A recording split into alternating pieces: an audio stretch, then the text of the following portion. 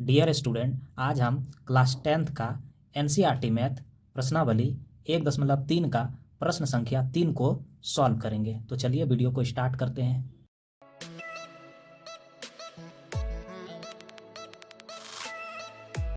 तो 3 नंबर प्रश्न है, सिद्ध कीजिए कि निम्नलिखित संख्याएं अपरिमेय हैं।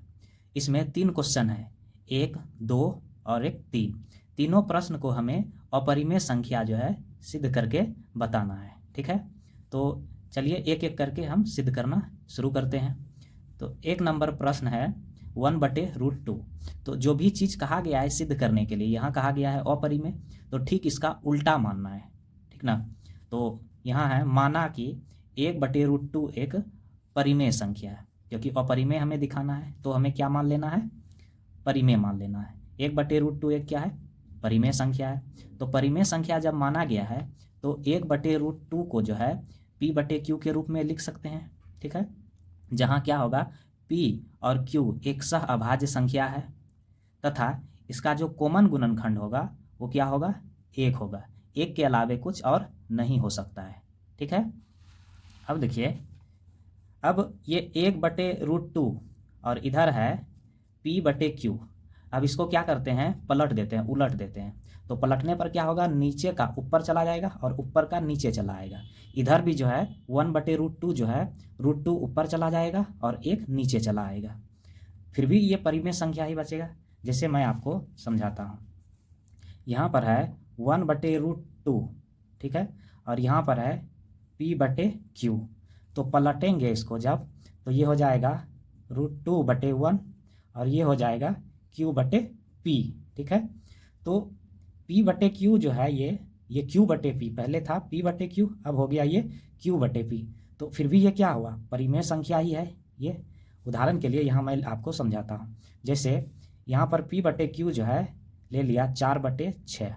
ठीक है, अब इसको पलटा गया है तो ये हो गया Q/P। तो अब क्या हो जाएगा, ये 6/4 हो जाएगा। फिर भी तो ये परिमेय संख्या ही हुआ, इसलिए हमने यहाँ पर लिखा है कि दोनों तरफ पलटने पर इधर का जो है 1/√2 और इधर का जो है P/Q, इसको पलट दिए हैं। तो ये हो गया √2 और ये पलट कर हो गया Q/P। ठीक, तो ये परिमेय संख्या है और ये क्या हो गया, अपरिमेय संख्या है। देखिए √2 क्या है, एक अपरिमेय संख्या, लेकिन Q/P क्या है, एक परिमेय संख्या। तो यहाँ पर लैंग्वेज लिखा है, चूँकि Q/P है वो क्या है, एक परिमेय संख्या है, और जो √2 है ये √2 ये क्या है, अपरिमेय संख्या है ना। इसीलिए कोई भी परिमेय संख्या अपरिमेय संख्या के बराबर नहीं हो सकती है। ठीक, कोई भी जो परिमेय संख्या, जैसे यहाँ Q/P है और ये √2 है, तो ये परिमेय संख्या हो गया, और ये √2 क्या हो गया, एक अपरिमेय संख्या है। तो कोई भी परिमेय संख्या अपरिमेय संख्या के बराबर नहीं होती है, ये बराबर नहीं हो सकती है।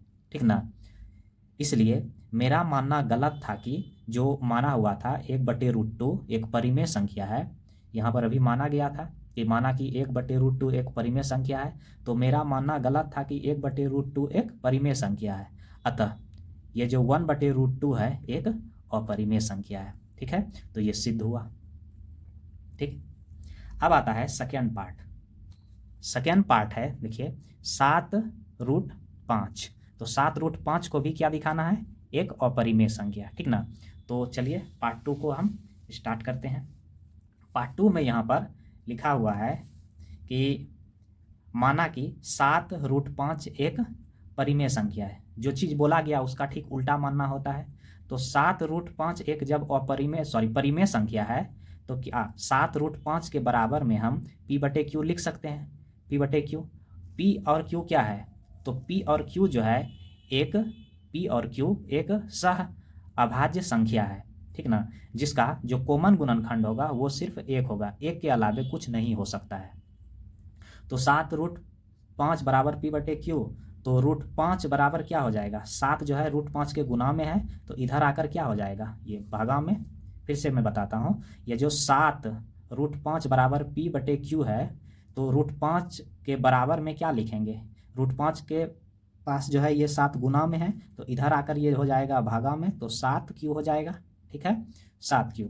अब देखिए ये जो P/7Q है ये एक परिमेय संख्या हो गया, क्योंकि कोई भी परिमेय संख्या में जब परिमेय संख्या का गुना होगा तो वो परिमेय ही होगा, या जोड़ होगा तो भी परिमेय होगा, भागा होगा तो भी वो परिमेय होगा। इसलिए यहाँ p/7q जो है वो एक परिमेय संख्या है, और यहाँ √5 क्या है, एक अपरिमेय संख्या है। इसलिए p/7q जो है एक परिमेय संख्या है तथा √5 एक अपरिमेय संख्या है। √5 क्या है, एक अपरिमेय संख्या है। कोई भी परिमेय संख्या अपरिमेय संख्या के बराबर नहीं हो सकती है, ठीक ना। मतलब कोई भी परिमेय संख्या जो है यहाँ पर ये p/7q जो है ये परिमेय संख्या √5 के बराबर नहीं हो सकती है। तो वही चीज़ यहाँ लिखा गया है, कोई भी परिमेय संख्या अपरिमेय संख्या के बराबर नहीं हो सकती है, ठीक है। इसलिए मेरा मानना गलत था कि 7√5 एक परिमेय संख्या है, अतः 7√5 जो है एक अपरिमेय संख्या है। ये प्रूव्ड हुआ, सिद्ध, ठीक।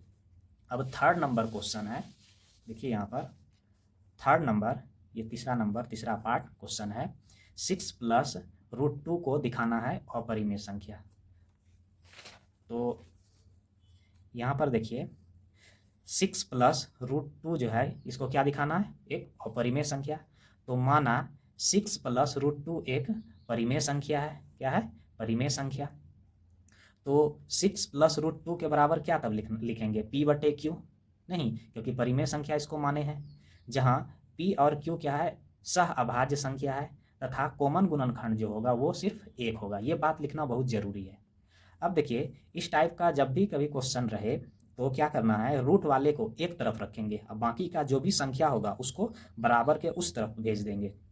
तो √2 बराबर क्या होगा, ये 6 प्लस में है तो उधर जाएगा माइनस में, तो p/q अब -6 हो जाएगा, ठीक है। अब देखिए यहाँ पर ये टोटल हो गया परिमेय संख्या, क्योंकि परिमेय संख्या में परिमेय संख्या जो है ये घट रहा है, तो रिजल्ट भी परिमेय संख्या आया, और ये जो है अपरिमेय संख्या है। तो यहाँ पर लैंग्वेज लिखा हुआ है कि चूँकि p/q -6 एक परिमेय संख्या है और √2 जो है एक अपरिमेय संख्या है। √2 क्या है, एक अपरिमेय संख्या है। इस चूँकि कोई भी परिमेय संख्या अपरिमेय संख्या के बराबर नहीं हो सकती है। कोई भी जो परिमेय संख्या है, कोई भी, जैसे यहाँ पर p/q -6 है, ठीक, तो ये परिमेय संख्या, ये अपरिमेय संख्या के बराबर कभी नहीं होगा, ये बराबर नहीं होगा, ठीक ना।